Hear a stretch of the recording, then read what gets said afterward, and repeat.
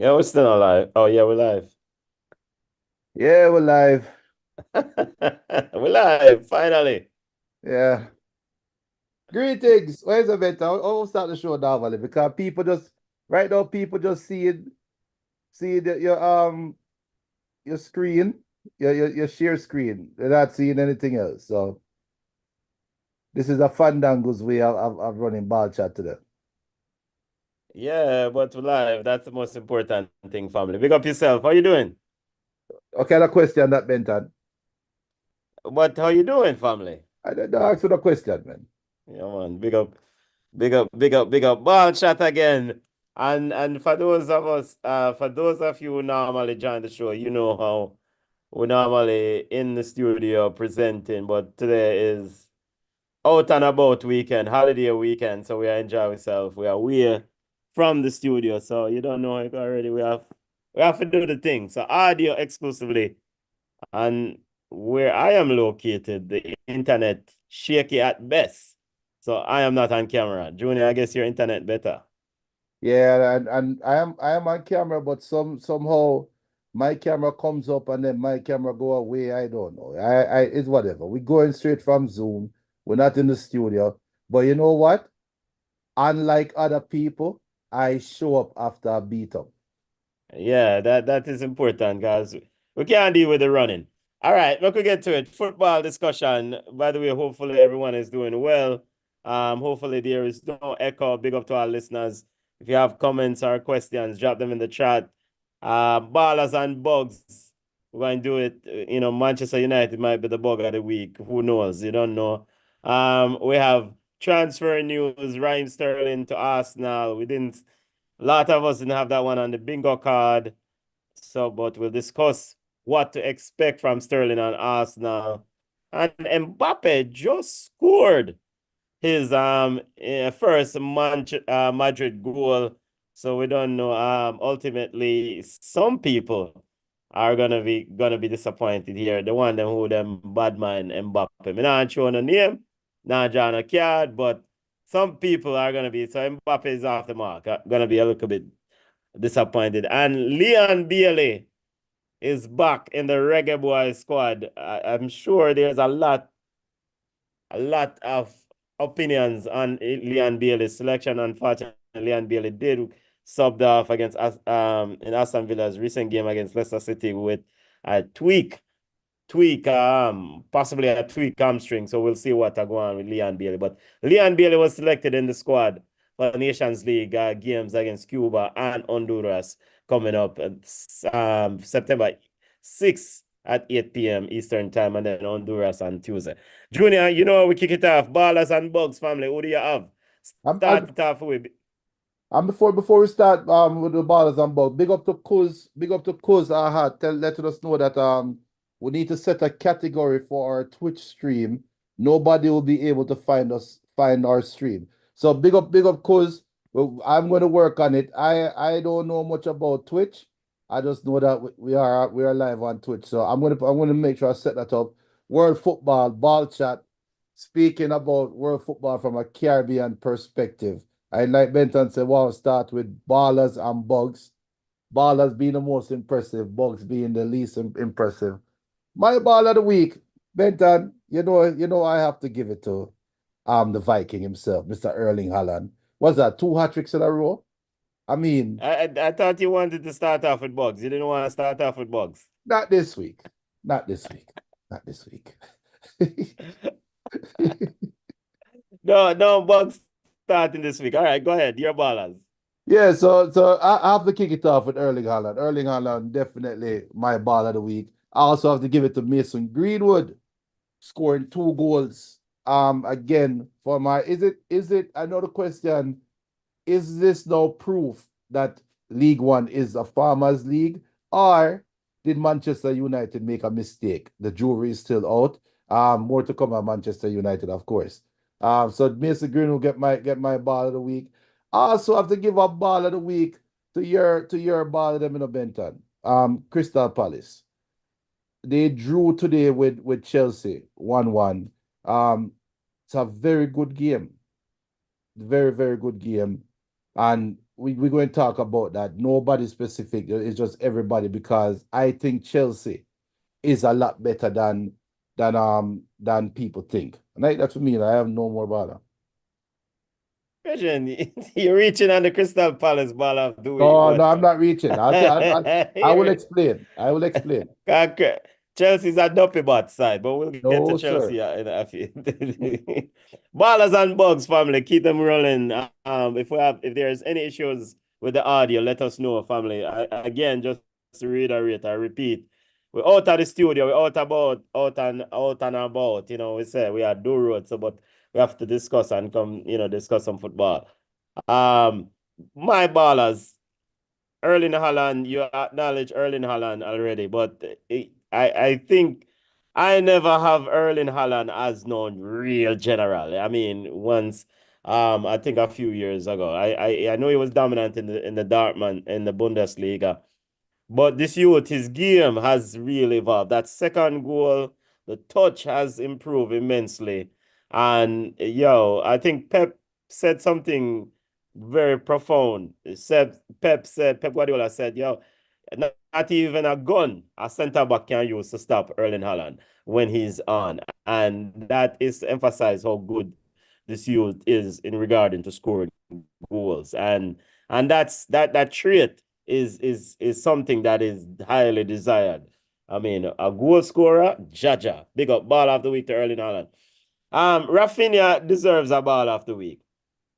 Rafinha deserves a ball of the week. Scored a hat trick. I can't remember last time Rafinha scored a hat trick, if he ever scored a hat trick. But Has he ever Barcelona scored? butter bruise.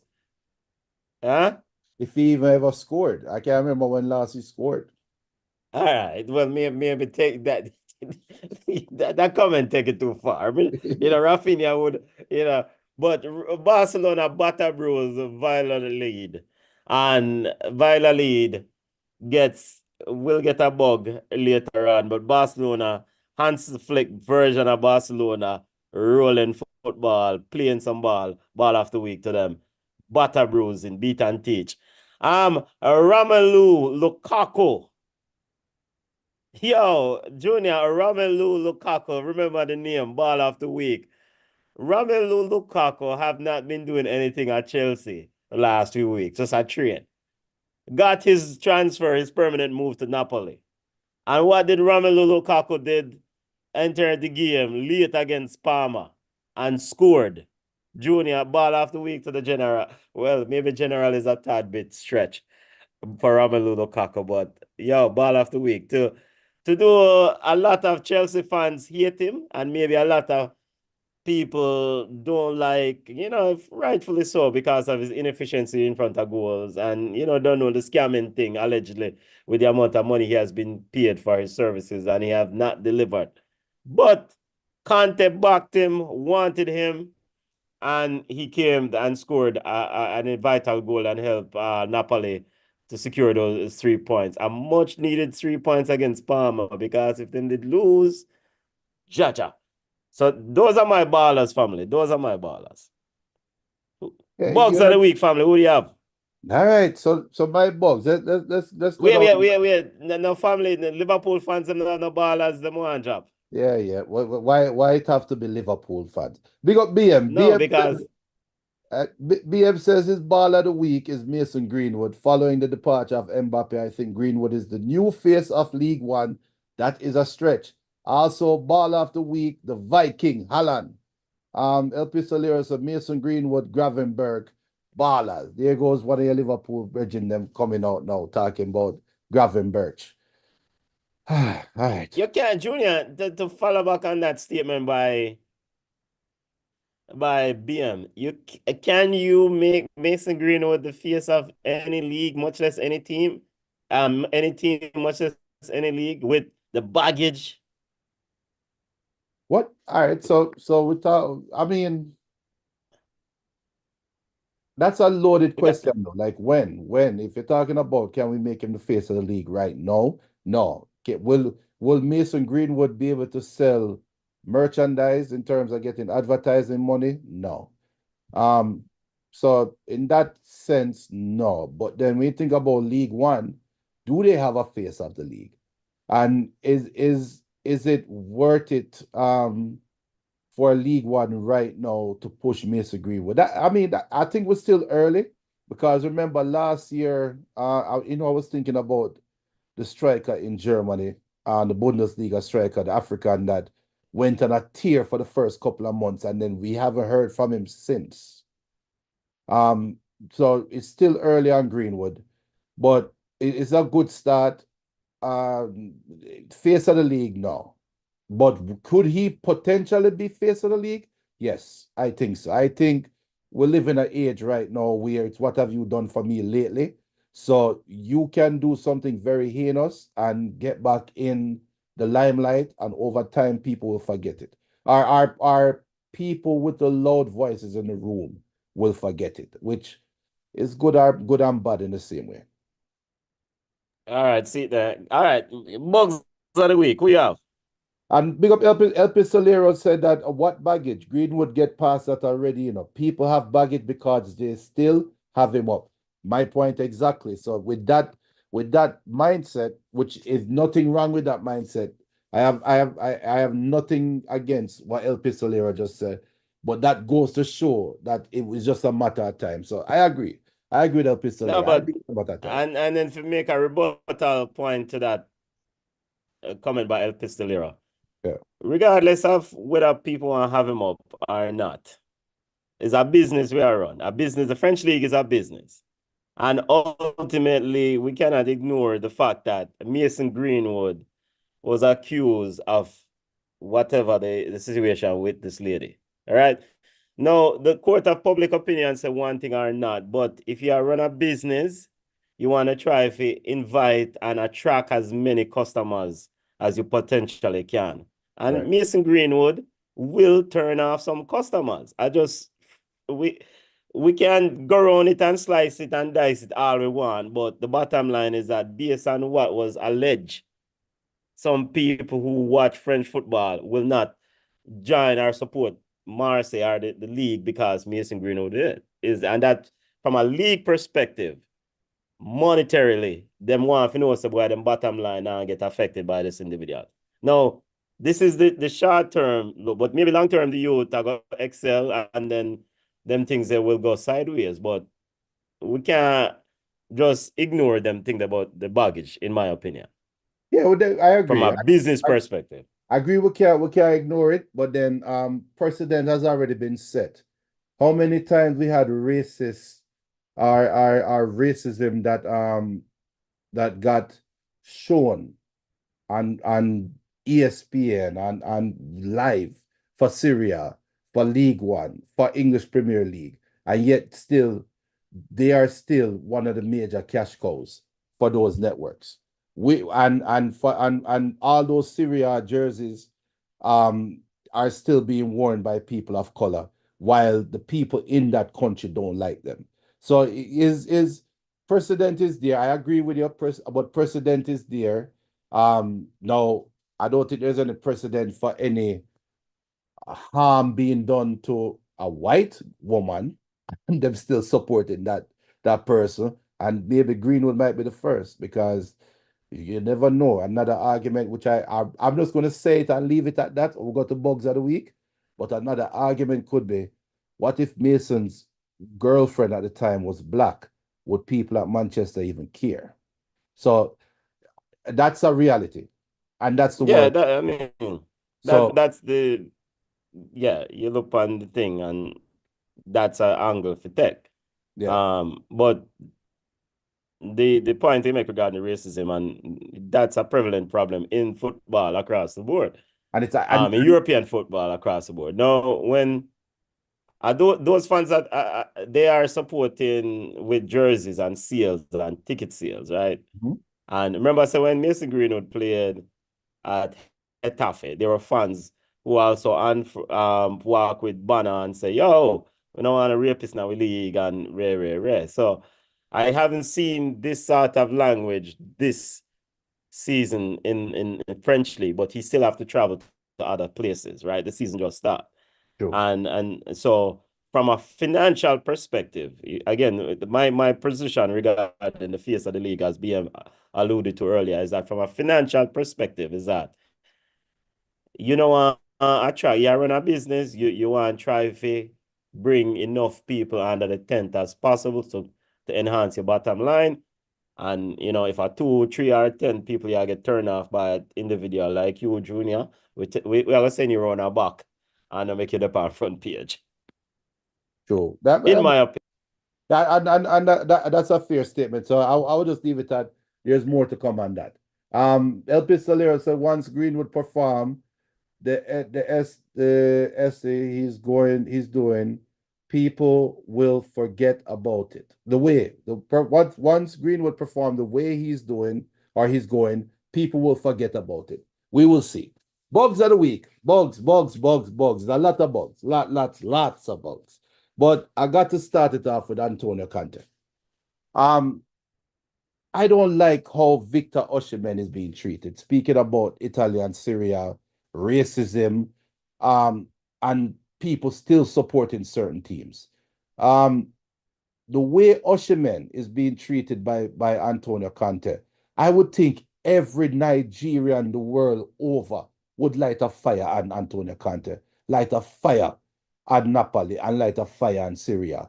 Because you cannot tell me that it's not hate-filled the way that he's being treated. What I'm talking about is Antonio Conte, he's the face of the treatment of Victor Osimhen. The transfer of Osimhen to Chelsea or to Saudi Arabia broke down during the transfer window. And as soon as the transfer window shut, what did Napoli do?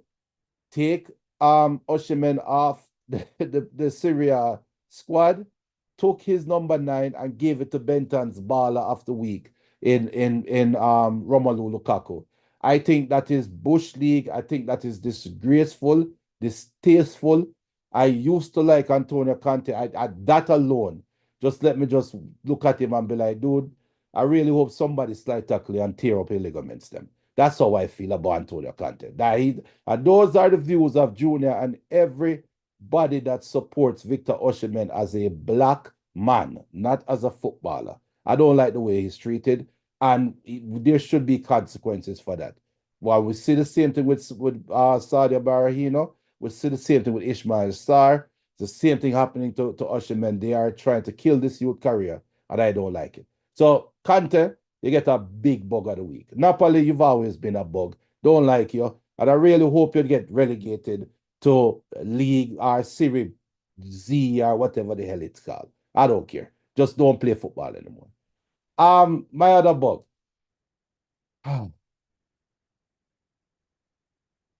Casemiro. And I move. Ten Hag, and I move. Everton, El Pistolero said Everton has to get a bug. Sean Dyche, come on down, brother. Come on down. I liked you as a coach. But if you cannot get your team to do this thing that you are known for, something is clinically wrong. And there's a lot going on there. So Everton, Sean Dyche, you get a bug of the week from me. Did I say Manchester United already, Benton? No, yeah, go on the thing. You say Casemiro and then you say move on. But Old Trafford. you Who will don't have Old to Trafford? give them bug. I will. Them get that dirty bug from him, man. But that's it. Um, we'll touch Victor Osimhen because I take a different perspective on it. But we'll touch Victor Osimhen's situation when we do transfer recap later on. Bugs of the week, since you kind of delve a lot on the bugs them, but Eric Ten Hag, I fundamentally believe that teams take on the personalities of their managers. Teams reflect the attitude of their managers. And Eric Ten Hag, I mean, this is year three, brother. Come on, this is not good enough. And then to have the attitude to say that Manchester United was the second best team in the league last year, or paraphrase, and then come get a fix up. Come on, I mean, proper managers will say, some competent managers will say, okay, we know that Casemiro is not the best that he once was. And this is not to take anything away from Casemiro's illustrious career at Real Madrid. And, but we saw the same struggles with Casemiro last year with pace. And Eric Ten Hag still roll out the same thing and expect a different thing. I mean, yeah, he was feisty in the post-match press conference. As the mute, I would have said Eric Ten Hag is a bot, is a bug, and he need to humble himself. He need to humble himself because this brother was hired as probably one of the best managers at the time of his hire. In fact, roll back the clock 4 or 5 years ago, maybe 6 years ago, Ten Hag was regarded as one of the next best thing in managerial roles, managers out there. And this brother yeah, about what the Manchester United version that is on display is not good enough. Not good enough. So Ten Hag is the only bug for me. And the excuses, the comments, and on the post-match press conference talking about I am not Harry Potter and all them foolishness there. Brother, go sit down. We don't want to hear them talk there. You hired for do a job, win football games, and cut the foolishness. Don't talk. Well, El Pistolero said Napoli is treating Osimhen that way. The club started that treatment before Conte went there.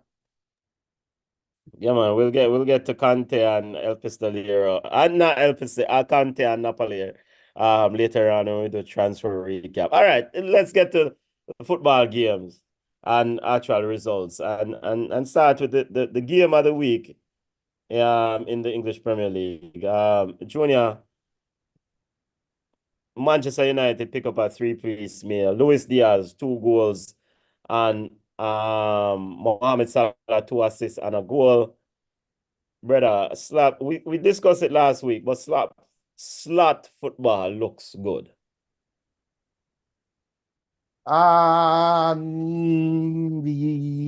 Yes. All right. You want to twist up yourself?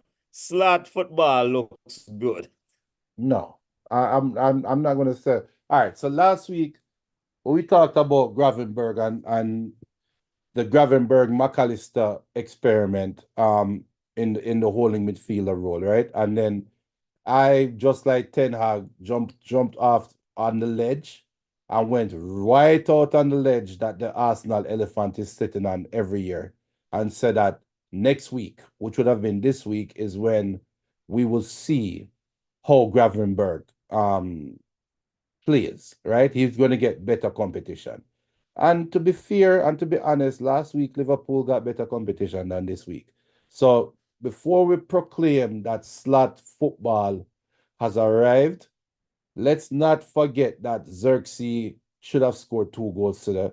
Let's not forget that there were moments in the game, especially early in the game, Manchester United create chances after couple chances after chances and didn't convert in the final third. So the jury's still out as I think there's something different about Liverpool, and I think what I said different about Liverpool this year is actually Gravenberg and what he brings to the team going forward. Gravenberg plays like a true box-to-box midfielder, in my opinion. And when we talk about what a true box-to-box midfielder look like, it's Gravenberg. He runs, he reads the play, he eats up space a lot. So he is the difference to me. And last week I said Jota and the way that front three plays together. But then this week, today, I see Gravenberg dominating that midfield. Now, the questions I have is it because of Casemiro's lack of speed? Is it because of Bruno holding up the ball? What is it? Or is it that what we are seeing is real? Because if what we are seeing is real, then I think Liverpool is even better than I thought they were last week, to be honest. That's why I said I'll twist up myself because I have to really sit down and think and internalize what and process what I saw today. Because to me, like I said, Manchester United were wasteful. They created a couple chances. Now, were those chances based on Liverpool's weakness, or were those chances based on we're seeing possible fruits of how Ten Hag can play football. We don't know. I don't know. But as a Manchester United fan, mental watching that game, I'm still trying to process it. As it relates to chances for Manchester United, Regina, I just recall one chance where Xerxes should have scored, but that cross at the I think that, and by that time the game was probably gone. Uh-uh. He But had two head. He had one header. He had the cross from Rashford that came to the half volley that he missed or that he mm. dived at.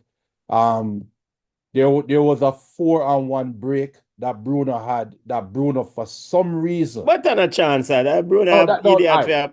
Let me Bruno clarify my idiot with statement. them passes. No, but let me clarify my statement. We saw moments in the game where if Manchester United was Manchester City, they are scoring on Liverpool. But we know it's a different animal. Don't put class with bugs. All But right, man.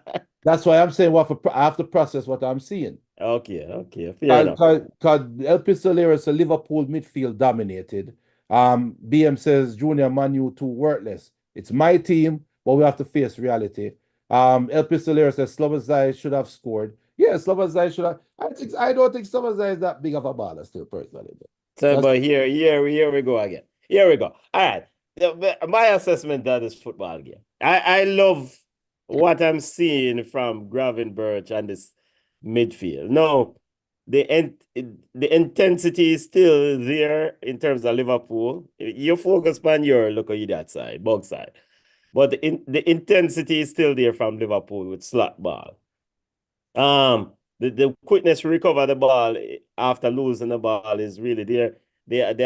Sometimes the passes weren't as great, but it's just how efficient this team is in quickly getting the ball into the attacking third.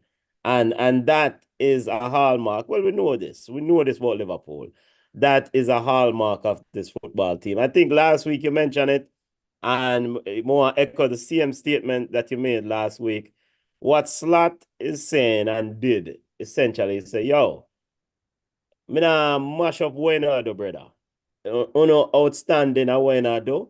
We just make sure so we maximize and be efficient and convert. He did not disrupt this Liverpool team with the only situation, only exception is putting Gravenberch in the sixth and then taking Endo for go up bench. Now, ultimately, during the season, since Endo is still part of Liverpool, I do expect Endo to get more minutes and get some playing time because I cannot expect Gravenberch to carry the workload of always playing that position throughout the season. In my opinion, but it's a joy. I cannot emphasize how great it is to sit down and watch sideward roll ball. And Liverpool is a ball rolling side. Very entertaining. Very entertaining. Manchester United had moments in the ball game, and you can say, yo, because there was a time in the game was really open. But that part right there that you're saying that there were moments when it's open. That's the part I'm trying to internalize and process because and I'm very close to saying hag up. But like I said, I'm sticking to my bug side. And we can come together in this analysis. You do recognize there was a back and forth moments in the game. yeah, there were moments in the ball game where Manchester United was going and coming back and recovering and executing their play. Which is different. Like when we saw when Man City was so dominant at Old Trafford are playing against Manchester that Man U couldn't do anything. So is it a weakness in Liverpool or is it that Man U is actually better than they really are? Because for you to go toe to toe with Liverpool and Liverpool playing this well, because you're right, they're knocking them ball well, they are pressing well, and it's not the heavy metal press that we saw on the clock, but we are seeing them pressing in an organized fashion where there are moments in the game where the field literally got condensed to within a 20-yard space. And that is where Manu got caught in possession 1 and 2 times through Casemiro. Up outside of that, though, Manu was breaking the press. So that's why I said there were moments in the game where if you were to take Manchester United out and inject Manchester City in, Man City is going to get better joy out of those players. So I'm wondering now, as a Man U fan, is it panic or is it we are close, we're just missing 1 and 2 piece based on this game because Liverpool is a big side. Assuming Liverpool is a big side, I saw some positives in the game from my side's perspective. If you get what I'm saying. Yeah, I mean, there are positives there from Manchester United. No, hear me now. A year three this is the third year of the Hog experience. And I have a higher expectation. Maybe it's my standard too high, but year three for Manchester United, year three for your manager, especially a manager who talks so much stupidness at the persons. I expected Manchester United to be further along in this process after spending so much money. Now, in Hog's defense, Eric Ten Hag's defense, I will say one probably final thing on this point. I last week when Manchester United lost to Brighton, I was of the opinion that Manchester United are supposed to play a compact midfield against Brighton. Manchester United is supposed to leg of the dogs, leg of the horses, and beat aside. What has happened, I think, is that it doesn't seem, and I think this was a Mason Greenwood and not Mason Greenwood, Mason Mount and Bruno in the midfield. And Xerxes didn't start. Mm. What is seems to be apparent with this version of Manchester United, based on the early readings, is that them can't play open football. Them either have to go pack the midfield, as we saw with Brighton earlier on, and then try to see if them can sneak a 1 goal or 2 goals here or there. And maybe this is the best we can expect from Eric Ten Hag version of Manchester United. From what we see. And this is early. Let's see what Manuel Ugarte are gonna bring to this team. But this is year three, brother. This is supposed to be better. Yeah. You know. But big up to Liverpool. One thing I want to ask you, and Liverpool fans can chime in on this. Mohamed Salah made a comment, and I don't want to delve on negativity because everything was so great for Liverpool. But Mohamed Salah in his post-match presser alluded to that, yo, I'm last year at the club. Nobody at the club not talk to him. You thought that comments was necessary? No, yeah, it's ill placed and ill timed, and it makes you wonder what is really going on. Um, questions, there are questions to be asked, and it shows that there's more, and it shows that there are cracks there. So to answer your question, no, and especially the timing is just horrible because we have to play the what if game now. What if Liverpool had lost the game? What would have been his comments after the game?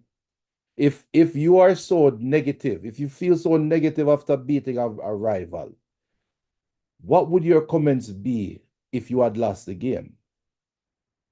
So I think this is a carryover from the bus stop with him and Klopp last year. I think his grief or his beef is not necessarily with Klopp. I think his beef is with Liverpool. I think his beef is um he needs more and he knows time is running out on his career. That's the vibe I'm getting. And he's signaling that he's ready to go. He's signaling that his time is up. He's signaling that he's bored, he's tired, and he Well, probably needs a new challenge. maybe board is probably not the right one, Junior. Let me ask you this. All right, from a business perspective again, if you're not gonna re-up Mohamed Salah, which maybe the indications that he's not gonna get an extension. Right. All right. Do you have a dialogue with Mohamed Salah and say, Mohamed, you have been outstanding for us, but we're gonna move on next year? Do you have a conversation with him? now and just kind of make sure, say, you don't have an event like this where Mohamed Salah is every time him score some goals and play some ball, we're going to hear about I last year in club. Because So then the same question was then subsequently placed to Slot after Mohammed make him talk because you don't know the press. The press are rare run with it, right. essentially. And then Slot said, boy, he can't talk about contracts. But to me, that moment is just, you just fix up a look at idiot side. The group collectively enjoy themselves. We could go play some ball and keep it moving. All right, Benton, Benton. And on behalf of our Manchester United fan, and last time I come and say idiot side today, They're not side of butt, brother. but but but it's just I didn't like the comments, and Liverpool fans them can give the opinion on that. But I just think right there, so and do you have a conversation with him now as Mike Edwards and leadership of Liverpool and say, yo, we're not gonna extend or we are gonna look to extend. We have a discussion later on. he's forcing the conversation right now. That is the problem. So in with him forcing this conversation at this moment, ironically in going into the transfer into the international break. And I do believe Saudi League can still transfer a player in. I do believe England can still send players out and transfer right now. They can't transfer in, but I think players can still leave up now, I believe. And I might be wrong, but I have a strong feeling that that's still the case. Maybe he's signaling he's ready to go to Saudi. I don't know. But to have a conversation, um, one would think that conversation would have happened already, right? Yeah, And yeah, if that conversation hasn't happened as yet, I'm sorry, but Mohamed Salah going out and rolling the bus over the administration and the team will not force the team to have that conversation. That actually will distance you from the team. They will not care about you at that point, and you will yeah. be jettisoned out to sea. Go out there, you'll be used as a tool, and then when we're done with it, we'll dash you because you want to leave. So I don't if it was me running the team, I would have that conversation with him. But it looks like admins don't have these kind of conversations with players, which is sad because just like we've seen other instances where teams announce what they are doing with players, and it's obvious it happened before the player is aware of it. So they're not talking to them. It's sad. Yeah, and I'm sorry they're not Chelsea, brother. Come Well, on, yeah. yeah. But remember also last year, Man U did have a send away party for Varane, and they put Wan-Bissaka and Christian Eriksen in that group, right? But Wan-Bissaka was on the team starting this season, and Christian Eriksen came on today. So which is which, right? What conversation could you have had with Christian Eriksen and Wan-Bissaka at the end of the last home game last year, where you give them a send-off party, and they come back this year and is still in the squad? So I don't think conversations are happening behind closed doors.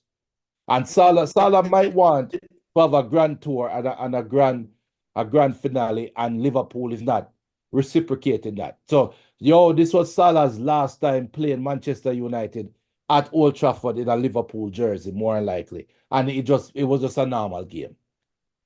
Yeah, and that's the thing. All right, I think the Saudi window is still open. Yeah, but I don't see Mohamed Salah going anywhere.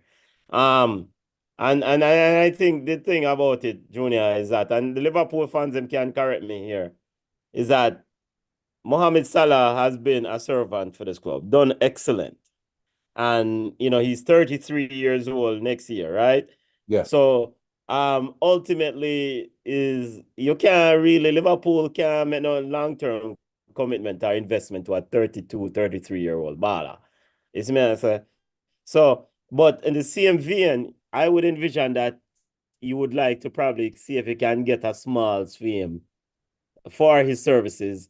If you want to transfer him to Saudi League, because there were reports that Saudi League did come asking inquiring about him a few years ago.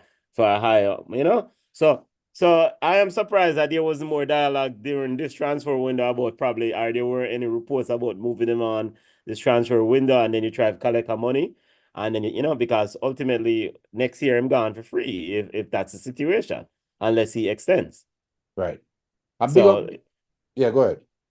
so you big up to Liverpool, but Mohamed Salah Brechin, me respect you, you're a baller, you're a general, but them thought they're not really necessary right now. Manchester United, the bug side get a fix up. And that we feel focus All spot. Next right. ball game. All right. Big up Sean. Sean says the hag is the bug of the year, not only the week. Good afternoon, my ball family. The hag beat out Rice for the. Jeez, I won't forget about Declan Rice. Forgot about Declan Rice. Yeah, he beat up Declan Rice. Marco, big up Marco Pratt. Marco said, good day, ball chat. Just happened to be passing through. Boy, the Liverpool people, boy. Jeez. All right, continue our EPL roundup, family. Big up to our listeners. Them, Man City, the other big game. There were two big games this weekend. Liverpool versus Man United, number one. Prime time game also. Man City defeated West Ham. I mean, it was a prime time game, so we are going to treat it as such. But the story is technically all about Erling Haaland Jr. I mean, what else can you say about this football game? Nothing nothing other than Erling Haaland starting the year off the right way. Yeah, and and and one notable point is I think Erling Haaland in the Golden Bulls ahead at the park, and I'm like, brother, what is this thing going on? yeah, Um, you can break up a little bit, but you're forward back. Big up Kofi Paul. Kofi Paul, the greetings I bring from Liverpool. Jesus. Ah, but go ahead, Benton.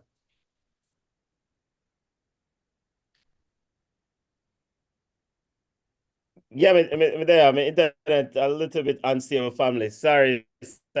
Sometimes yeah, chip in and chip out. So I will do a hotspot connect and see if Yeah, that but no, but will you're give good. us a You're better, good now. consistent shot, you You're good know. now. And big up. But yeah, that is where we are regarding Haaland. I mean, Man City. I think Matheus Nunes did made an impression in this football game, Junior. Yeah, I mean, everybody did. Now, the question now, though, is before we talk about City, um, do we have question marks about West Ham? I mean, I know this was a big test. I know City The is a big side. the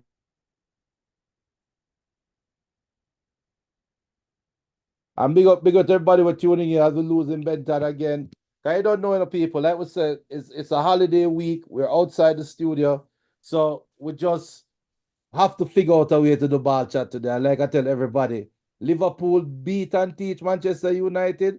I wasn't going to run. I'm going to show up and I'm going to take my medicine. So Liverpool people, go ahead and fire off at me and let me know what is what. I don't care because Manchester United, we shall overcome. We shall survive. Big up Sean. Sean says the way both City and Pool start the year, it looks scary for all the other teams including my Arsenal, because we all know City, especially, generally get better as the league continues. Yes, and also City also welcome back the German. So in Gundogan. And Gundogan might be welcome back. No, I can confidently say that Gundogan is being welcomed back and he has a chip on his shoulder. He's been welcomed back and he's being more motivated. But as we wait for Benton for circle back. Sean, I don't can you think. hear me? Yeah, we can hear you now. You're perfect. Go ahead. Yeah, go ahead. Sorry about that. Yeah, But yeah, you were continuing your point. Go ahead regarding but Sean Sean, and Gundogan. I think Arsenal is also there. I think Arsenal is right there. I don't think Arsenal is far off. I will soon talk about the transfer window. And I'm gonna tell you this. Assuming assuming Raheem Sterling can recover a little bit, he doesn't have to be the Raheem Sterling of Man City. He just need to be a confident Raheem Sterling, I think that can give Arsenal the enough ammunition needed to compete with City and Liverpool. But I do agree, City and Liverpool right now for the first 3 games, way above, way above. I big But up go you. All right. Other results we want to highlight. Any other results?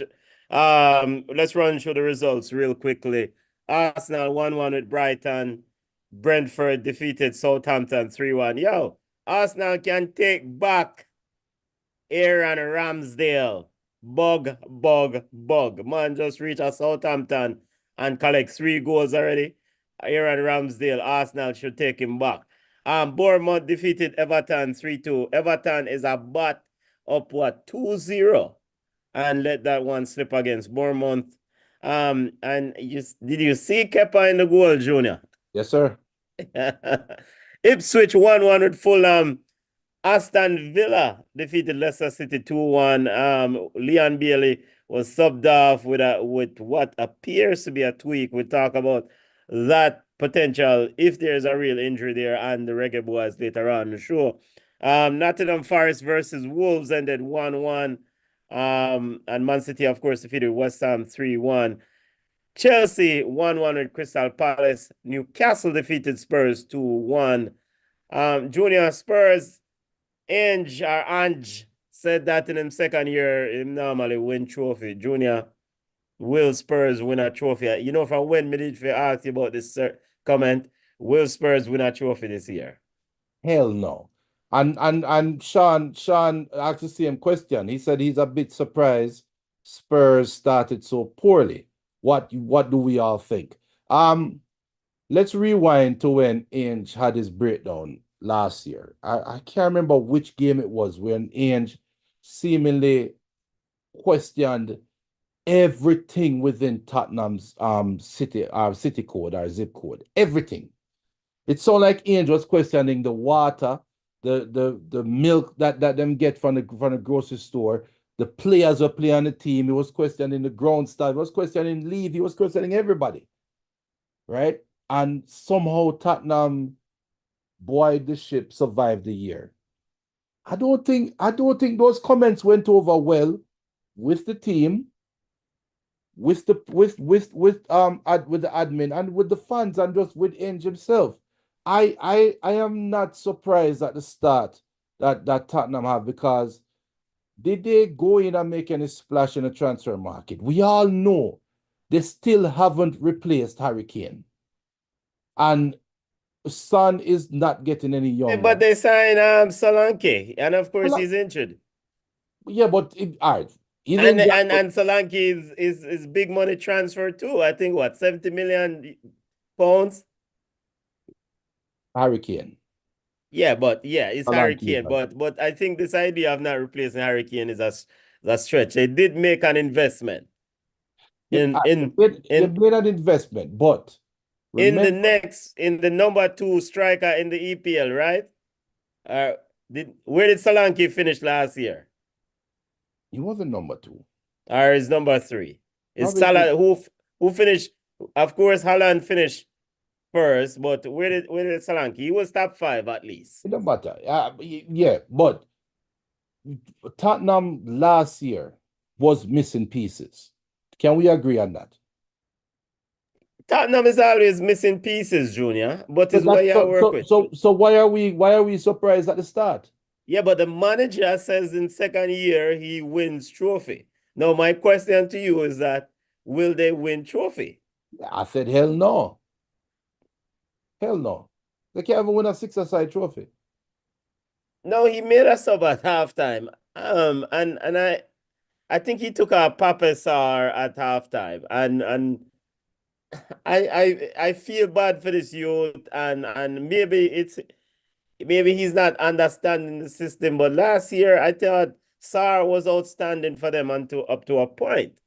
You know, because again, the system that he plays at Spurs is a very demanding system. It is, but then if the players are not motivated, I think what's happening at Tottenham is at the grassroots level, personally. Tottenham for years, before Levy was always seen as a cup club. People always say they don't do good in the leagues, but they do well in the cups, right? In come Levy and his group or whoever, and Tottenham they keep flirting with top three, top four every year, but then there's no investment in the squad apart from the initial investment. And we're seeing a reciprocation of these problems. They have a lot of holes that they need to fill.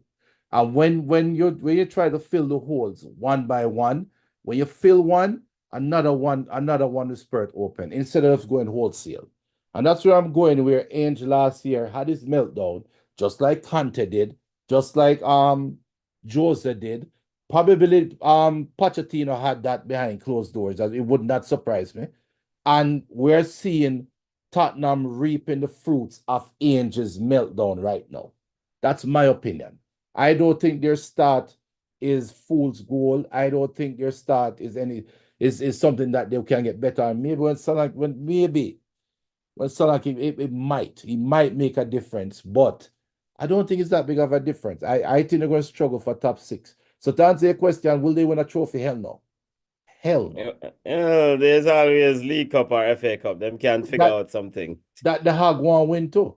That Enzo Uh, Maresca wait. want to We win had that talk as about well. people with oh, I forgot this Hag, the second most winning. What was the actual phrase? Whatever he said The and manager, the team with the second most trophies in the last few years behind whatever stupid, Man that's just City. stupidness.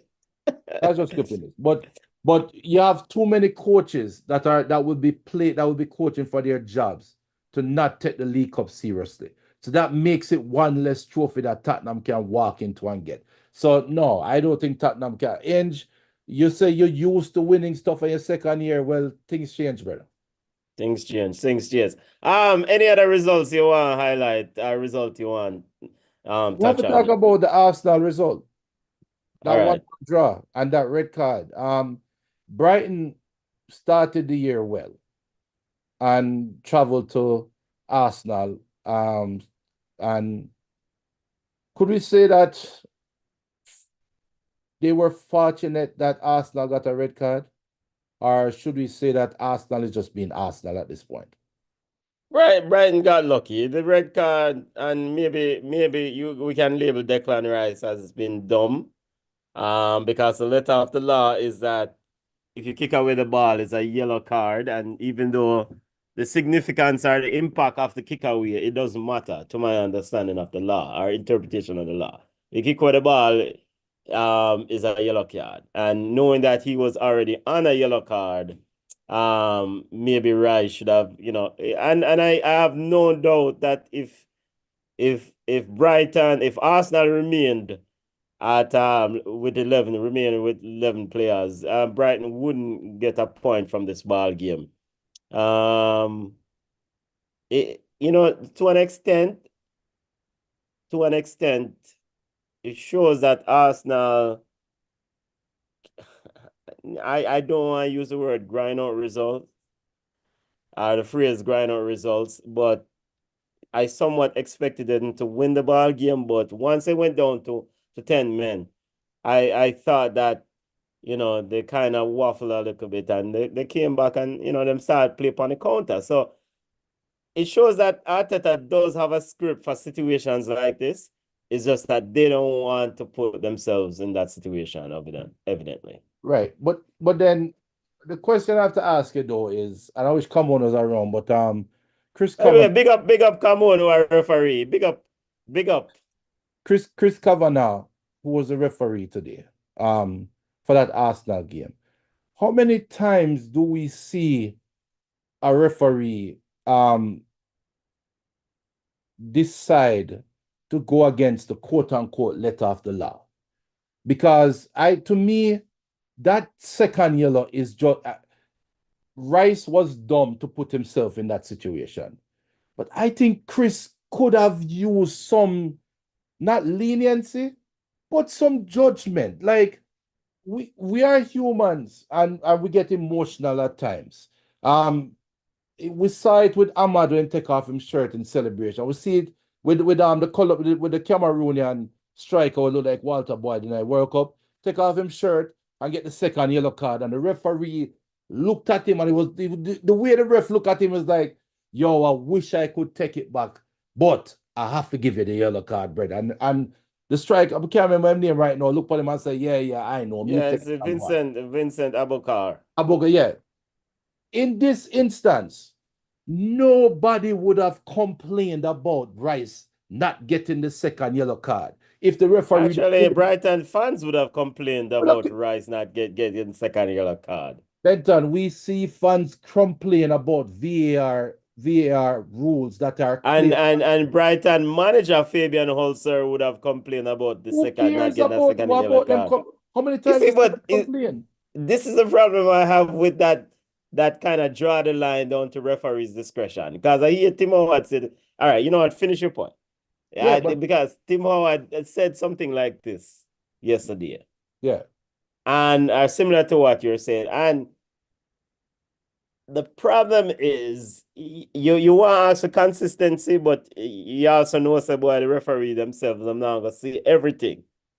So, but when referees do see it, I expect them to follow through and execute and do whatever the rules say. Because what happens is that if you don't follow the rules as outlined, when you see the evidence, then ultimately you could be facing, I've been honest, showing no bias or favoritism to another team, but in the sense of Brighton, right, in that game, I say, if the Rice wasn't given that second yellow card, I can see Brighton officials writing a letter and say, "Yo, Wagwan."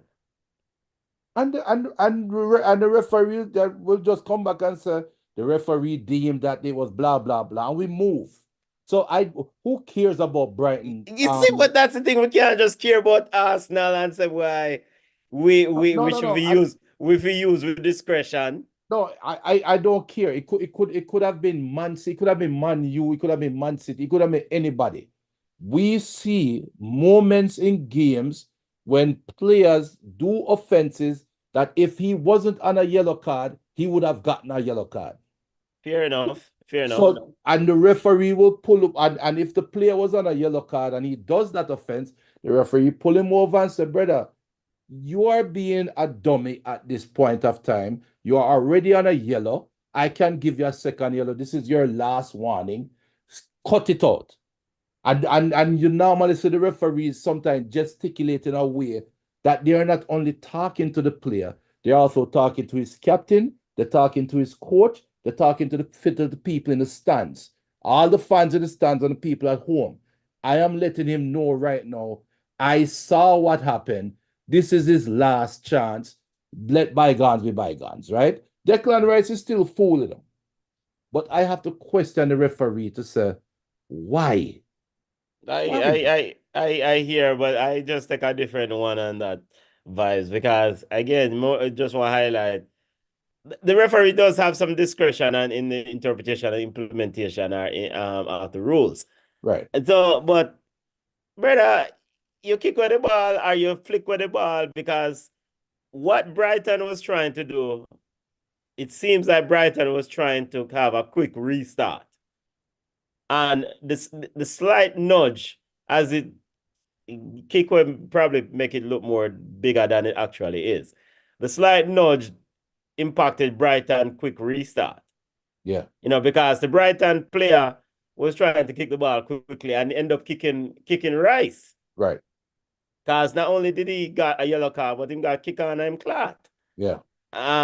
Because the Brighton player had the ball down and was trying to quickly get so not also there are multiple things that play there. The nudge where the ball and also the delaying of the quick restart for them Monday. Because also the Monday could have kicked the ball straight in at him and then there's another yellow card.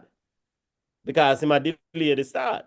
So and then I think he had his back turn or he might well not having back turn. He was side to the side. So it's probably not a yellow card because this if he did kick the ball at him still. But just another thing. Now Arsenal does have a valid point later. I think Mikel Arteta did say, boy, he just asked for consistency because I think now Arsenal are going to look for evidence of other players, of opponents, or brighten players who kick with the ball and they get a yellow card.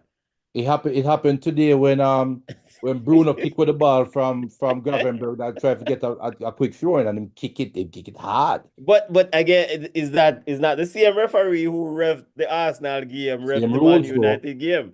Same You see me? rules.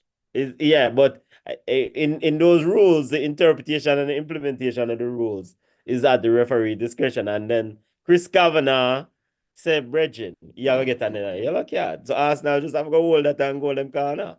True.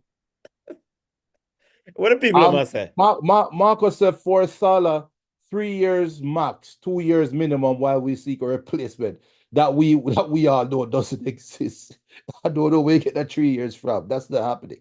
Um, Shad says Arsenal is being Arsenal as well. You have to put away more of the chances you get. That's true. But that's where Sterling coming in. I will soon talk about the transfer market. Geraldo says, get Easy, some. easy, easy with the Sterling and put away your chances, talk. Yeah. Geraldo said, get some loose, man. We're ready for the 3-horse race. Ball was in motion when Rice wrongfully kicked it. Ball in motion, nullify interrupting play. All right, all right, all right. So we have to go back to the evidence and the It was notion rolling. the The ball ball was. was rolling. Was It it was. rolling? It was. It was. It It was. was rolling. All right. So we have to go back and look for that one. Um, but and then maybe Arsenal can appeal that one and maybe not get no suspension I don't think and they not care get about. I don't think they care about the suspension. They care about the 2 points. no, but all right, I get that there's a worry about the drop of 2 points. The league just start, brother. A whole You, heap of ball game left to play. you A cannot. whole You, junior, a whole heap of, even though they lost the league by what, 2 points last year, there are so exactly. many games left. You cannot win the league in 3 games. You But cannot win you can't lose the league in 3 games. oh, Yeah, stop your foolishness. Manchester United has no chance of winning this league. yeah, but Tottenham they has no never chance of winning this league. but Manchester United never have no chance on the league start. Right now, Sean, who is an Arsenal fan, is saying it's a 2-horse race. Liverpool and Man City right now. It's still I a know, 3 horse race. I know it can Sean, change later, but it's a 2-horse because race right now. it's still a 3 horse race because Arsenal still have to play those teams. True. So Arsenal still have to play a pool and it's still and so if I want to take off the badge off of you, Junior, if you are the champion, I beat you in those head-to-head, and I forget about Brighton. Because that's 6 points sitting right there. Now, granted, will Arsenal beat Man City? They did take 4 points off them last year. So it's not impossible to take 6. No, it's not. It's another year with Pep, so we don't know. But again, Manchester United don't have a chance from the season start. We're talking about teams who have a chance. Liverpool, Man City, and Arsenal are the 4 teams that legitimately enter the Premier League thinking of really competing for the title. The other 17 teams are make up numbers team them, man. Make up numbers them. Yeah.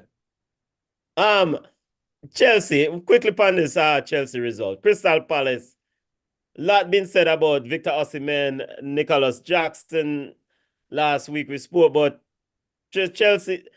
Chelsea drew 1-1 with Crystal Palace, Junior. And what most notably, it seems like Chelsea need to find another yard to play because the Stamford Bridge thing is not working. It seems like this team, there are teams that build a fortress at home, and Chelsea was one of those teams. Stamford Bridge was a place where you go and you really kind of don't want to play. But this version of Chelsea, it seems to me like this team might be doing better going on the road. No, I'm not going to say that. I'm going to give praises to Crystal Palace because Crystal Palace showed up and played some ball. I think Chelsea played some ball as well in spurts. Nicholas Jackson shows why they wanted Victor Osimhen. He had a couple clear chances that he should have scored. He scored one, but he could have easily scored a hat-trick. But Chelsea played some ball. And I think Crystal Palace, there were moments where Crystal Palace could have rolled up in a ball and died, and they didn't. Maybe that goes to your point about Chelsea needing a new ground to play on because Stamford Bridge is no longer intimidating like it used to be. That could be possible, but until I see more games like this from Maresca's team, I'm going to say Crystal Palace played they played the socks off. I was very impressed with Crystal Palace. Because I was impressed with Chelsea, not to the level of Liverpool and Man City and Arsenal, but I see where the Maresca um tactics or the Maresca ball is working its way in. The only player I see struggling at Chelsea right now with the type of football that's being played is Cole Palmer because the ball is expected to move fast and nobody hold the ball up anymore. And that's something that Cole Palmer strived on. But apart from that, though, I think Chelsea did well. So I am going to chalk it up that Crystal Palace went and played a good enough game where they deserved something from the game and they got it. And I'm not going to say it's an indictment on Chelsea. They can't show up and say we have to win this game or we're supposed to win this game. Yeah. Just to make sure I understand, I'm hearing you clear. Did you just say Cole Palmer is the person that you see struggling at Chelsea? Yes. Yes. I think Cole Palmer is struggling in the Maresca system. I truly do. When I look at how And you're watching Enzo and Casado in the same system. Enzo and Casado actually had a good game today. Both of them had a good game today. I think this is one of the best games that's And across the where were Enzo and Casado with the as a shot? No, first of all, the Eze finish was a great finish. But Okay. the shot that he got he came off a deflection and the ball rolled to him when all the defenders running back to goal. So it's a fortunate situation that he turned into a world-class finish. That was a world-class finish. But Listen, those are the views of Junior regarding Cole Palmer. Chelsea fans and football fans understand a hate mail to him because Cole Palmer is probably maybe the best thing that is happening to Chelsea right now in this system. Though he slows the ball down, he can still pull the passes. He in can this still pull the system, passes. all right, And he did lay it on a plate for Nicholas Jackson to score. all right. Remember, we will revisit this conversation by January. Not even by Yeah, January, but we can by revisit December. all we want, but we have to go find out why we are revisited. We will see. We You are know going to what? see. I am also predicting that Cole Palmer might even soon start rub bench, and I have nothing against him. Okay, fair But enough. the way the Fair enough. ball play is different. The ball playing is one thing, all right, and he will adapt because he does show you things based on last year that he's a baller. Right. The problem is that fundamentally Chelsea players they struggle to share the ball. Nicholas Jackson is very guilty of it. Joe Felix is another one that come in the same brethren leg of the ball. Nicholas Jackson had an opportunity to let go Joe Felix or use why you said Junior, I think. You were saying he should have cut it on his left and take a shot Right. rather than use. But he ended up the foolishness and didn't do Right. any of those option. And I saw that with Chelsea, with Pochettino version at Chelsea, and I'm seeing it with this version at Chelsea so far. Maybe it's too early to make any broad conclusions, but they must share the ball. One thing that is very abundant, evident at Man City is that they make the extra pass, especially to a teammate in a better position. They make the extra pass. Yes. Yes. By the way, Killy scored two today, and he did take the penalty. Yeah, we know. So you have to talk about that. All right, quickly, we could run over because we are pushed up against time. And again, football family, big up. We're out at the studio. We holiday weekend. We had to do a quick recap. Sure. Any other thing from Premier League that you want to quickly touch on before we step over and talk about transfer news and any other major news in the world of football? One last thing, we need to have a sack race. Who gets sacked first? Between Sean Dyche, Ten Hag, Ainge, and my boy Newcastle. Eddie Yeah, Howe. Newcastle, Eddie Howe is supposed to be good. Socrates is bookies money is on Everton's Sean Dyche. I mean, Manchester United don't really have nothing better. They just extended um Ten Hag. So sacking him, and I would envision a nice payout. I don't think Ineos want pay out the money to no coach right now. We'll see. We'll see. All right. Continue our quick football round of quick hits, family. McCray just get to the thing. You just mentioned Kylian Mbappe scored for Real Madrid. Junior, a slow start, but Kylian Mbappe has done the business for Real Madrid. And I mean, there was a lot being said about this whole Kylian Mbappe situation and the start. But I mean, you don't really expect Kylian Mbappe to just come out flying, right? I mean, at the end of the day. No, because of the way he's being deployed. I'm not a fan of Kylian Mbappe playing as a nine. I think that's a waste. Um, and I think more changes are needed at Madrid, but no. Vinicius Jr. gave the penalty to Kylian Mbappe. Carlo Ancelotti took it on himself to emphasize and credit Vinicius Jr. for being very unselfish. He left the penalty to Mbappe. Their relationship is good. I like it. Junior, I know you're going to read something more in this situation. Why does Coach Carlo Ancelotti even have to say anything about this? Where there's smoke, there's fire. I called the smoke out from the day that the transfer was announced, or the signing was announced. I said Vinny had to leave. And if Vinny stay there will be smoke. And it never take 2 games for the smoke to show up. And for Carlo to come out and acknowledge it, I'm sorry, there is Well, he smoke. didn't acknowledge any smoke. He said, I like it. The relationship is good. Oh, and we think, and why would Carlo Ancelotti have to come out and say the relationship is good?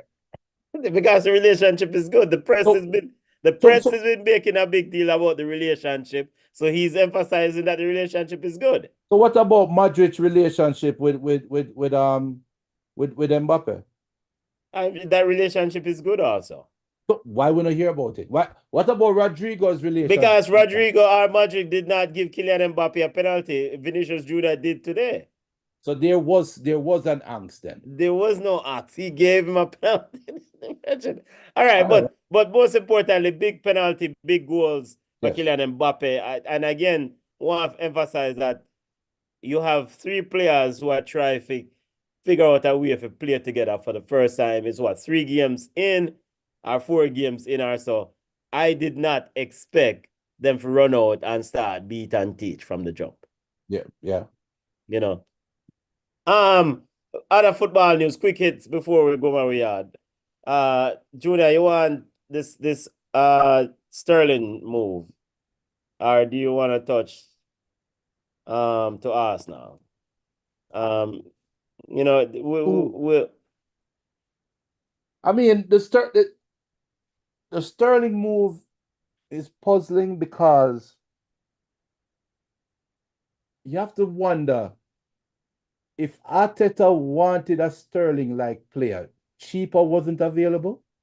If Arteta wanted a Sterling-like player, why wait until the end of the transfer market to make that move?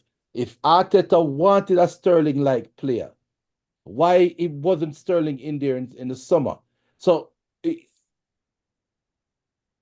my question about all of this right now is what really transpired in this Sterling to Arsenal, Sancho to Chelsea? Um, yo, yeah. I love I love big up to the list. Sorry, Junior. I love this Arsenal video for Sterling. Watch the video, people, because we're playing it with mute. Yo, hopefully, copyright people them not come talk to me because we're not playing it on our store. We're playing Arsenal, but this video is beautiful. Continue, Junior. Yeah, but I but I don't know. I don't know. Because we hear Arsenal and we hear Arteta and company saying money short and blah blah blah. No, they're only paying £100,000 for Sterling per week. Per week. For the salary, 100,000 for the salary. But you you surely there is a better, younger version of Sterling out there for the same salary that you can bring. No, no, no, no. All No, right. You have a trophy winning player, a player that has won, not trophy, trophies. Emphasis on the plural. Trophies. How many players are Arsenal team right now won trophy? You have Jorginho, Count Panian, Jesus and Zichenko. Who else are Arsenal have trophy? who cares? Yeah, because it matters. You want to transition from playing number two to now win titles. And you saw last year how close you came to winning, but you fell short anyway. You're bringing in a player with title winning attitude. And most importantly, I think you have a player now. Sterling going to foolishness and he's going to miss some goals. But that we know. But most importantly, you have a player, you're getting a player who is gone is someone who is gonna work on both sides of the ball. When I heard Enzo Maresca says he needs wingers that are gonna play on both sides of the ball, i.e., defend and attack. Nothing at Chelsea says defending like as a winger like a Raheem Sterling. We know Raheem Sterling defensively will work, and Arsenal will get that from him. And so ultimately, £100,000 for a week, per week for a player who you don't have a permanent contract with. If it work, great. If it doesn't, you send him right back to Chelsea. Can I say something that is real simple? Go ahead, Junior. All right. Federico Chiesa is 120,000 per week. Um, and he went to Liverpool for $10 million. Yes. You're telling me Arsenal could not have brought in Chiesa from summer? If I No. if I am That's looking for that pro, I No, get. no, no. Chiesa doesn't fit what Arsenal want. Chiesa is an injury-prone player. Chiesa's price, Liverpool may have gotten him at a bargain, but he, as a player, has really kind of hit a mark. He's kind of resurrecting his career the last few months, Because remember, Chiesa has been has injury struggles. All right. You don't need to worry about if a man gonna stay healthy right now. A trophy as Arsenal. And you know that Sterling has the experience in Premier League in winning trophies. And again, it's a loan deal. Most of the money is being paid by Chelsea. You don't have to worry about it. It gives you healthy competition. He can play right and left side off the front three. Give Saka a break. Come on. You have um, to take and plus the manager already have a relationship with him. Mikel Arteta knows him. I agree. That's why I said at the start of the show. They don't need Man City Sterling to show up. They just need a confident Sterling to show up, and he can put them over the top. But the question is, and the question, look, Shevchenko, say Sean says Jorginho win trophy, BM says Sterling washed up. Shevchenko was brought in, and Shevchenko win trophies. Gabriel Jesus brought in, him win trophies, right? You bringing in Sterling. Sterling is not going to unseat anybody in the starting lineup. So it's not like you're bringing in a starter. All I am saying is I am questioning the inner workings of this transfer between Sterling to Arsenal and Sancho to Chelsea. It's just weird to me. It's just weird, but Arsenal can benefit from it. I agree with you that Arsenal can benefit from it if a confident Sterling show up. Whether them win trophies, yes or no, doesn't matter to Arsenal winning a trophy. What matters to Arsenal winning a trophy? When Sterling get a run, the team doesn't fall off that much. And that is the requirement. That is all Arteta is asking from him. Now, maybe Arteta can say, I trust Sterling more than I trust whichever young baller I want to throw out there. Maybe Arteta can say that. I trust him more. And that's a fair statement. And Sterling can play anywhere along the front three. That's a fair statement. And I will work with that and say, look, as long as he shows up and doesn't hold Arsenal back in any way, sure. Them over, but whether the winning trophies thing, that no work for my Bentham because guess what? It never worked for Chelsea. All right, yeah, Chelsea are bug side. Fine enough. Fine. We don't have to worry about the winning trophy maybe is a stretch. But I always believe that you have people who have been down that road before. Those lived experiences are invaluable, you know. Right, right. So Arsenal man them like little Trassard and Martinelli and Saliba and them boy them and Thomas Partey, them man they can aspire to win. But them never have a Premier League in them hand yet. Right. Sterling know what it's like. Multiple. So to me, you know, and I want to emphasize the fact that Saka, he can play his right and he can play his left wing. Saka carries a lot of minutes for Arsenal. Yeah. Last year and this year again, you have someone who said who can go and play on the right wing when Saka needs a break. Simple. Yeah. Jane Sancho, another loan move. The the details of the Sancho move kind of puzzling to me because on one hand, you reports are that Chelsea are trying redo their financial model. They want lower wages. So in one vein, they're still paying the 300, paying £225,000 for the Chelsea money, whereas Arsenal play for the Sterling money, whereas Arsenal play the other 100,000 pounds. And now for Sancho, how much of the Sancho money of the £300,000 is Chelsea covering? You know how much of that? I mean, even if them covering a small portion this year, remember it's a loan with an obligation to Obligation buy. to buy. So As long as they finish from 1 to 14. That's an important detail. They need to finish in the top 14 to first. which they will. We know they will. Which they will, but we watch NBA sometime and a team with tank it at All the right, end. man. Stop the shipping. But the thing though is this though. And I'm big up Goldbridge and Mark Goldbridge. I hear him talk about this the most and how FFP is going to interfere with football for the next couple of years, right? What we see with FFP is there's some percentage, some ratio of players that were transferred in. Do they finish the full life cycle of their contract?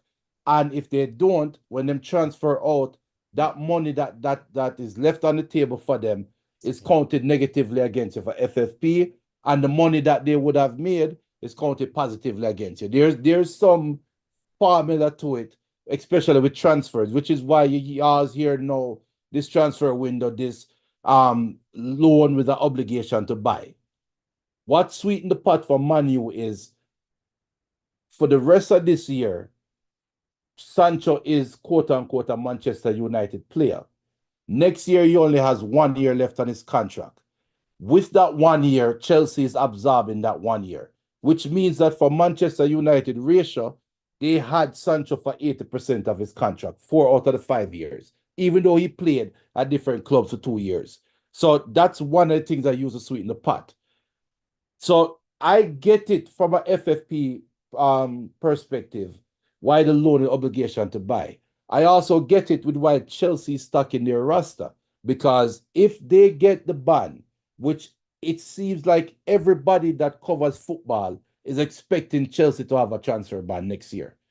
They already have a big squad that they can pick the best 22 out of. So send out who we have on loan, tell them go out there for go get better. Next year, if we get a transfer ban, the players we have coming in back from loan, you basically are transfers in. So I get it from that perspective, but I see Manchester United pretty much strengthening Chelsea because Chelsea got rid of a 30-something-year-old winger and brought in a 24-year-old winger with something to prove. So right now, Chelsea is now a better team. and I see Manchester United strengthening them, which was just crazy to me. Um, Raheem Sterling, you said Raheem Sterling is 29, brother. Don't come out with 30-something-year-old winger. Sancho is 24, and Sancho is younger, faster, and better. Yeah, but at least get the man age right, brother. Sancho is Uh, younger, faster, and better. Can we agree on that? hold on. Sancho will not work defensively.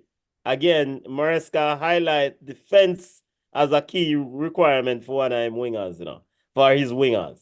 Sancho will not work defensively as a Sterling. So one table that one there until the season start. But Sancho did say this is dream club or at his dream club. He was a Chelsea fan from yeah damn me Yeah, or yeah, from when and Drogba and Lampard are his idols.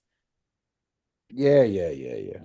So being at his club, the desired club, his preferred club, maybe we'll see the best version of Sancho. All right, quick hits family, because with the road and we gotta do some things. We gotta do some work. Victor Osimhen. Uh let's get to the Victor Osimhen transfer. Victor Osimhen, boy, there's a lot. Forbes News says Victor had an headline running. Victor Osimhen from wanted by Arsenal, Chelsea to to man without a club. Junior, talk to me now. Again, Forbes has a headline titled "From Wanted by Arsenal, Chelsea to a man without a club." You highlighted that he's no longer part of the squad. How did it get there for Victor Osimhen at Napoli, family? We just saw a degradation in a relationship between Napoli and one of his best players over the years. And we've seen it from Sarri, I think when Sarri was a coach, all the way up to, I think it was Sarri, right? Marcel Sarri. I think it was I Sarri. know he had an issue with Rudy Garcia last year. I don't remember the timeline about what went south with him, but the relationship has been going. The relationship went south and it was very public last year between Victor and Osimhen and Rudy Garcia, because I distinctly recall a game where he subbed Victor and he was Victor public or loudly kind of question him like, yo, yeah, take me off, and I think the game was still in balance. No, but a couple of years ago, when Victor Osimhen was seen as one of the hottest strikers and one of the hottest commodities and being coveted by clubs, he signaled he wanted to leave, and Napoli said no. And I think that's where the that issue we're started. Yeah, but all right. Some things is important here, because we have to get all the information out. Victor Osimhen had a deal from Saudi club, which his agent, his people also worked with simultaneously in a negotiation in along this Chelsea negotiation that ran all the way up to the final day, right? Final hours that collapsed at the end. His people had a discussion and a negotiation with a Saudi club, Al Halil, Al Hilal, Al Hilal, whatever. I don't remember the exact name. Victor Osimhen was, based on reports, was receptive to those conversations and negotiations taking place.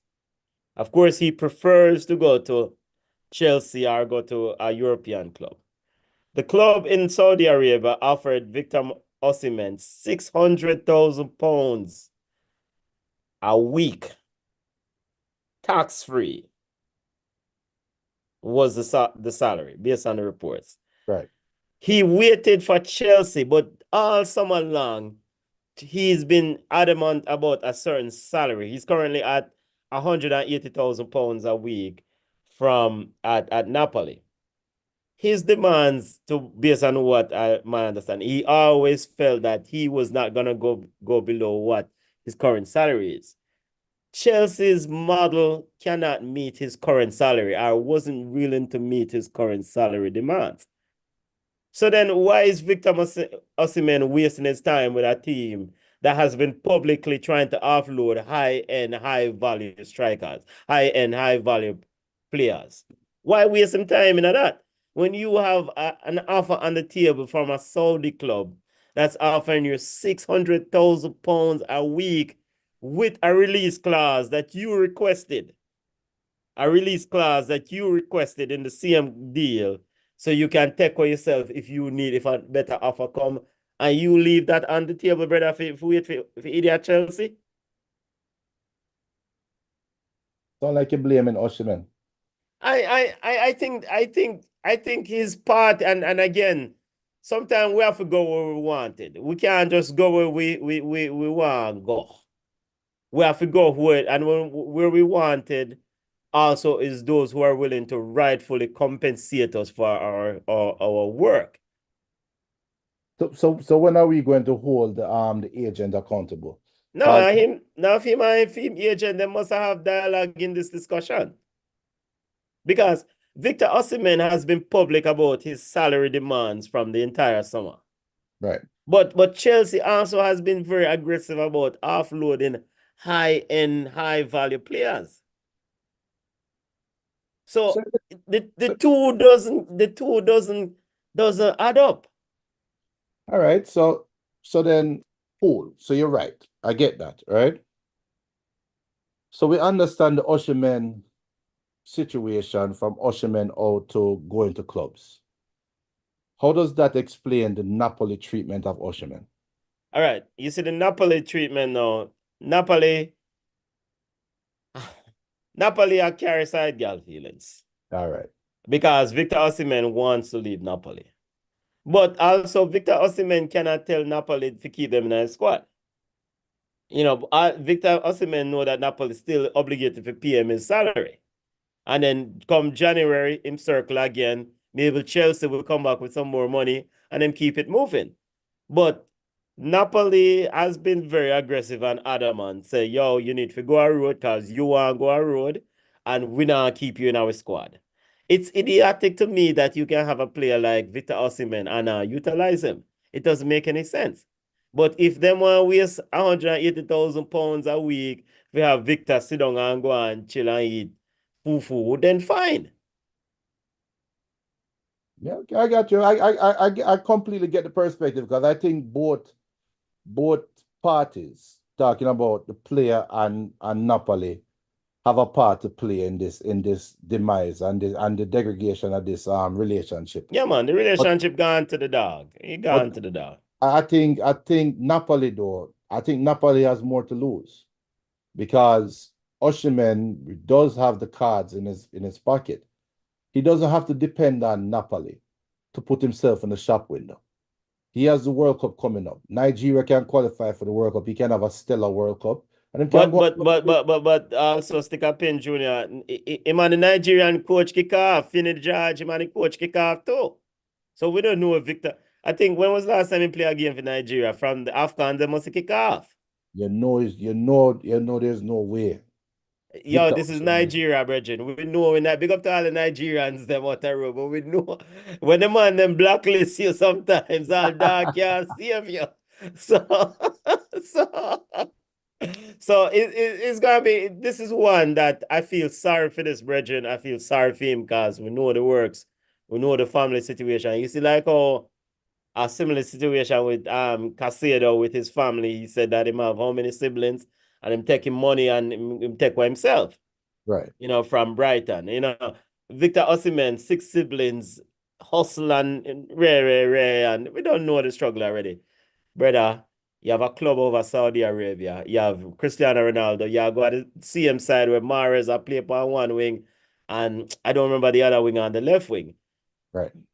Collect your £600,000 a week, tax free, and let go this desire for go play for this but idiot side, Chelsea. Because again, you're not gonna win nothing. You get paid less money just because you want to play for your side. Come on, man. It's not like Chelsea or Barcelona or Real Madrid. Or Manchester United. Anyway. Oh, come on. All right, that too far. That too far. All right, yard balls, because my wife I give me some signals. I mean, yo, we need to do road. This makes sense. You know. All right. JFF. and Steve McLaren announced their Reggae Boy squad recently, family. We just go fast and get to the matter. We're not waste of time. Games coming up against Cuba and Honduras in the next match there. September 6th against Cuba and the Tuesday against Honduras. Family. All right, talk to me about your first takeaway from this first Steve McLaren Reggae Boy squad. The more things change, the more things stay the same. Okay, that's all you have to say. That's all I have to say. I'm All right. disappointed. The squad, Andre Blake, Boyce Clark, Jamali Waite.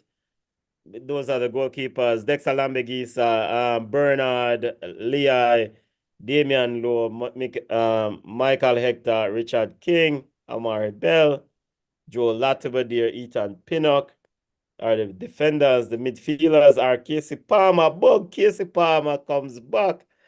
Or never left. Casey Palmer, Corey Anderson, Bobby Reed, John Russell, Adrian Reed Jr., forward line, Shamar Nicholson, Norman Campbell, Michael Antonio, Damari Gray, Kaheem Dixon, and Leon Bailey. Big up to Kaheem Dixon, who made a transfer to Charlton. And if you watch more of Charlton athletics football in championship. Junior, yeah, you'd ask about the squad itself. There's no change. I mean, this is the opportunity with all the talking. Yeah, I'm talking to this person. Forget about, I'm not talking about Mason Greenwood, just anybody in general. I had a manager that told me years ago, when a new manager comes to a department or goes somewhere, and if the last manager left on bad terms, that new manager is going to come in and look at his new staff with a side eye. Where the reason why your manager changed is because of your performance. So why is Steve McLaren using the same tools that the dentist used and lost his job with? It doesn't make any sense to me. There's no change to the squad. There's no eye-opening change to the squad. There's no surprise to the squad. It's just blah. It's like we're going to continue the way we were going before. So why should give me a reason why I should sit down now and expect different against Cuba? It's a different manager and it's a upgraded managers. So that's one thing. Secondly, all right, it's probably too early to expect Steve McLaren to have a broad understanding of the player pool.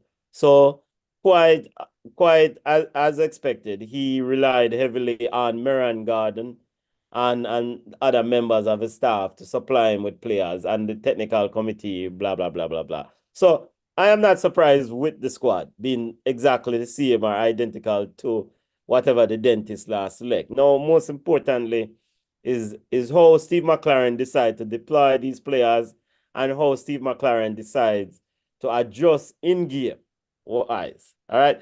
Because if Steve McLaren run out and put Latimer there at the base of midfield like the dentist, then I say Steve McLaren need to get to rock stone. You see me I say? But I will, until that happens, I will say these are the best players as the current staff at the technical committee or whatever they want to call themselves puts it. And these are the group of players. This is the group of players that Steve McLaren wants to start with. Now, notably, all right. So first and foremost, the Leon Bailey thing. Well, let's get this one out of the way because a lot of people had thought about it. I'm not surprised that Leon Bailey is back in the side. Steve McLaren made an emphasis at his presser, and Junior, you hear the CM comment. He says he wants to be the best players. He said also he wants to have a conversation with Leon Bailey. All right. And he's had multiple conversations with him, and I expected him to be back in the squad. In fact, the dentist did offer him an opportunity once the suspension ended, but Leon Bailey, I guess, turned it down. So now he's ready to come back. Let's see how it goes. With that being said, he's one of the better players for Jamaica. Now, does he play to the level that we expect? I think with him on the right wing and Damari Gray on the left, and Mikel Antonio or Shamar Nicholson go in the middle, that should be a formidable offensive setup. The midfield still have the same issues. Let's see what Steve McLaren decides to do. All right, it's all good on paper, Benton, but Steve McLaren at his press conferences came in and said, "Oh, I've already started talking to players. I'm on the phone with players constantly, daily."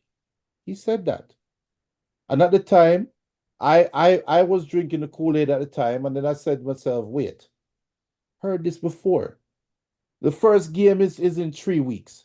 Let us see." No, actually, first game is Friday.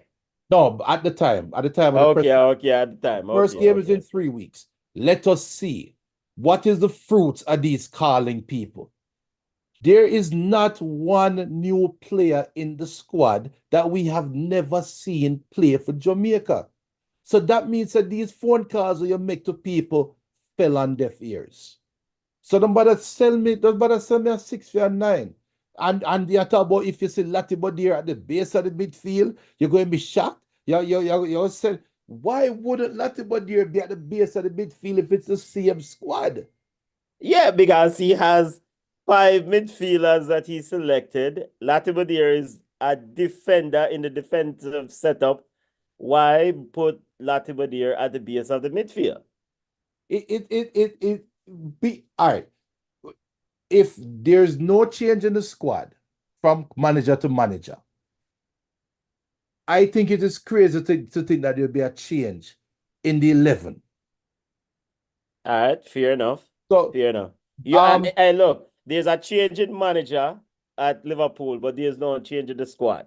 Gravin Birch, Gravenberg is playing the six. Gravin Birch is now in the six under new manager. No, we're going to expect a midfielder to sit down in the base in a Jamaican midfield under this manager. That is a simple request. Pochettino is not the coach of Americas yet, but the first squad that is under quote unquote his reign have two new players. The goalkeeper for Barcelona two and a defender coming in. He's sending a statement. We're looking at other players, and Pochettino is not the coach of Americas yet. Why Jamaica can't put in one schoolboy footballer? Give us something At the different to be schoolboy season excited hasn't about. started, Junior. No, but I'm just saying, just give us something else to be excited about. Give us I something I else to look I, I will forward. say this: if the next international window, you now see manifestation of those conversations, because he did say he's scout. He was asked whether he's gonna be living in Jamaica, and him said, "Why am I live out time suitcase?" But him say, "I'll make a long story short. Him a live in England because of the same family there, and him a go do scouting." And so if by the next international window he does not present some of these players or whosoever I'm a scout, then we can then I would start join your conversation or Well, your well, position. well line up the fire then. Sean says nothing wrong with Bailey. Him just don't want to play. Don't know why Jamaica beg a player who has never been effective for Jamaica anyway. BM says I am just sitting out. I may just sit out the Nations League games like the U20s, save myself the headache. McLaren is basically Hal Gibson 2.0. I just says the depression of returning to the national team injured Leon. BM says, Junior, remember my comments on McLaren? Nauman, and he also said Nauman Campbell is the only new player. And BM did call it early, and I'm starting to call it now until proven wrong. No, all right. So regarding Norman Campbell, he was asked about Norman Campbell, and you hear the same comments, similar comments as in Steve McLaren. McLaren said, "Yo, to quote, he says, when a boy can go from Jamaica, go all the way to Serbia, go play ball, that's toughen you up. That must be impressive." No, I do have a problem when a white man I call the man, big man and boy, because this is a problem. So Steve McLaren need to fix up. I think Rudolph Speed and them communications department need to tell him man to stop calling the big man and boy, you know. Especially if you don't want, white man call a black man boy around here. But I digress. So Norman Campbell comes in because, of course, I think because of the situation with Cephas is uncertain.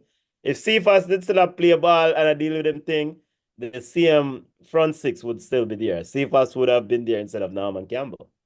Right. You know, The so same side. the CM side. So let's see how it works out. Friday coming, Junior. I did have a question for you though. Do you have a problem with the coach? A couple questions for you. Do you have a problem with seeing any issues with the coach living in England? Him say him a live out of his suitcase. Him a go all about go scout. And then just so that part A of that question. And part B, if he is doing all the scouting, then what is the role and the responsibility of the technical committee that actually supposed to be selecting squad? Them not scout, now them supposed to scout. Yeah. All right. So for your first question, 10 years ago, I would have a problem with it. Right now, I don't. I mean, where you live, you couldn't live on Montego Bay and try go to Kingston. It's the same difference as flying from England to Jamaica right now. You can't take a plane like a bus. So no, would it have been nice to have him living on the island, to be seen on the island, to be touched by the people on the island? That would help GFF's goal of filling the stadium if McLaren became one of us, quote unquote. Simoes did, and that's why Jamaica backed Simoes. Simoes brought his family and integrated them in Jamaica. McLaren not doing that. 10 years ago, I have a problem. Right now, I don't. As for the selections, if it is always said, if you try something and it doesn't work, and you keep trying it the same way over and over and over again, then you must be crazy. It's time for us to give the selection to take it away for the selection committee. Make the coach do the select. Make the coach go out and say, look, I know you're the selecting committee, but these players have to be selected. And if it is 15 players him give you, you give him the 15 players and you make it up and supplement it with who you want to select. Let's go that route this time. If the coach going out and doing some scouting, what good is the scouting if the selection committee is not going to take what he said as gospel? All right, see that, see that, see that. All right, that's it for me, That's it for me. Yeah, man. Long show, even though it was out of the studio show, but big up to the listeners. Reggae boys, watch along this Friday. Get the pot covers them ready. Get the Hennessy ready for all the Hennessy drinker and all the rum drinkers because we might need it. Y'all might need it coming up this Friday, 8 p.m. Yeah. It's drinking time again. Exactly. Exactly. Um, I ain't that in our family. Big up to all the listeners. Big up to all listeners. Remember to smash the like button. Subscribe to the channel. Thank you. Big up. We're not in the studio, so we don't have our normal outro. We don't have our normal intro. Road with the aka we out and about. I enjoy the holiday weekend with family and friends. So we just do a quick 2 hour show. I would just have cut it off and say, oh, we're gone. We're gone our yard. And you know what good. It'll take care of itself. Have fun. Enjoy the holiday for who they on holiday. Yeah, man. Yeah, Yeah, man. Bless up on yourself, family. Just start safely out the road. Have a safe week and connect again Friday evening, 7:30, kickoff time. Reggae Boys versus Cuba. we will be there. Later. All right, bless up.